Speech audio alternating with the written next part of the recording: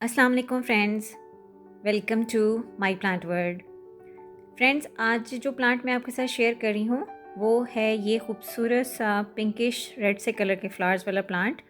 Friends, इस plant का नाम है रोइलिया रोजिया और ये प्लांट जो है वो आमतौर पर रेड, पर्पल और वाइट कलर में मिलता है। फ्रेंड्स, ये एक पेरिनियल स्मॉल श्रब होती है और एवरग्रीन प्लांट है। बहुत ही खूबसूरत इसमें ये फ्लावरिंग होती है और ये फ्लावरिंग इसमें स्प्रिंग और समर में होती है।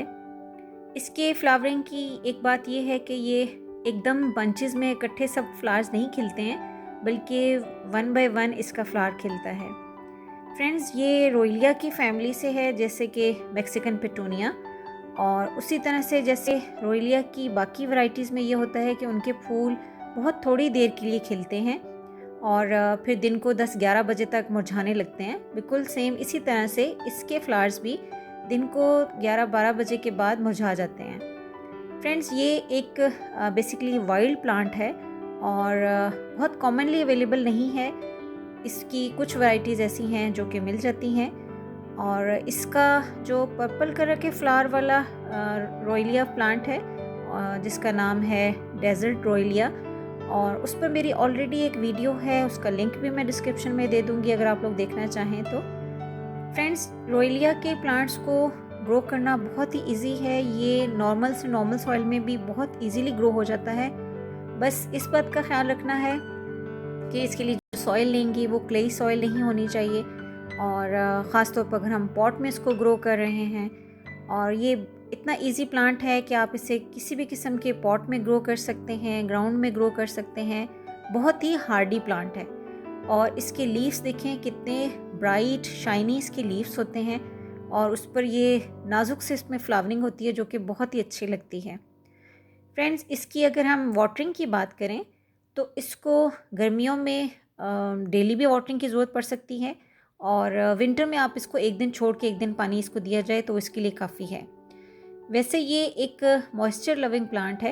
इसकी सॉइल जो है वो थोड़ी सी मॉइस्ट रहनी चाहिए, तभी इसकी ग्रोथ इसमें अच्छी होती है। फ्रेंड्स, इसके अगर हम फर्टिलाइज़र की बात करें तो बहुत ज़्यादा इसको फर्टिलाइज़र की ज़रूरत नहीं होती। बस एक दफ़ा जब हम इसकी सॉइल तैयार करते हैं तो उस वक्त जो भी खाद हम इसमें शामिल करेंगे वही इसके लिए काफ़ी है। लेकिन अब जैसे कि फ्लावरिंग सीज़न है, अगर इस वक्त हम इसमें जैसे कि बाकी अपने प्लांट्स में हम कोई से भी लिक्विड फर्टिलाइज़र देते हैं, वही लिक्विड फर्टिलाइज़र अगर हम इसमें भी दे देते हैं तो इससे इसमें और अच्छी फ्लावरिंग होगी। और इससे अच्छी फ्लावरिंग लेने का एक और तरीका ये भी है कि इसके जितने भी स्पेंट फ्लावर्स हो जाएं उनमें सीड पॉड्स ना बनने दें, इसको पिंचिंग करते रहें और जब इसकी फ्लावरिंग ख़त्म हो जाए तो इसकी प्रूनिंग कर दें। जब हम इसको थोड़ा सा हार्ड प्रून कर देंगे तो उससे ये होगा कि इसकी न्यू ब्रांचेस निकलेंगी, प्लांट बुशी होगा और फिर जितनी ज़्यादा ब्रांचेस होंगी उस पर उतनी ही ज़्यादा अच्छी फ्लावरिंग होगी। वो इलाके जहाँ पर थोड़ी ठंड होती है वहाँ पर तो सर्दियों में इसमें फ्लावरिंग नहीं होती, लेकिन वो इलाके जहाँ पर बहुत ज़्यादा ठंड नहीं होती वहाँ पर ऑलमोस्ट राउंड द ईयर इसमें फ्लावरिंग होती रहती है। फ्रेंड्स, इस पर पेस्ट अटैक की अगर हम बात करें तो इस पर एफिड्स का और मिली बग्स का बहुत ज़्यादा अटैक होता है और उससे बचने के लिए इस पर कोई भी पेस्टिसाइड्स हम स्प्रे कर सकते हैं, नीम ऑयल का स्प्रे कर सकते हैं जिससे इस पर ये सारे पेस्ट का अटैक ना हो। और इसकी प्रोपिगेशन भी बहुत ही आसान है।